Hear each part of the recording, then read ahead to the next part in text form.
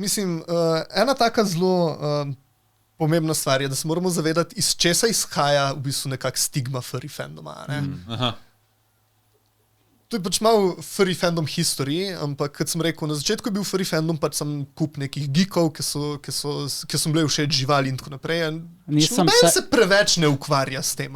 Nisem sexual king. Točno to. In potem v neki točki je prišla ven ena CSI epizoda.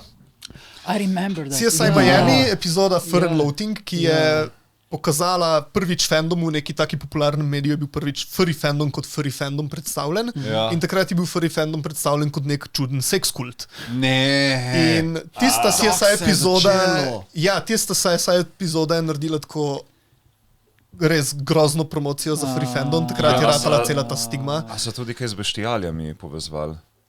Ja, je bilo s tem, je bilo z, pač praktično so najdele res najbolj grozne, niti ne, če so bili fursuti, ali so pač sami probali neke kostume narediti in pa so to pokazali, kot da so furry konvenčni, pač samo, da pridejo ljudje tam in se v teh oblečenih živalih delajo določene aktivnosti.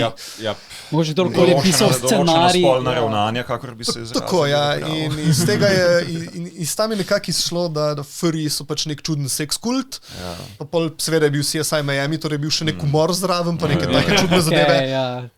Jaz tudi ne bi hotel tazga folka v mojem hostlu, sorry. Ja, seveda,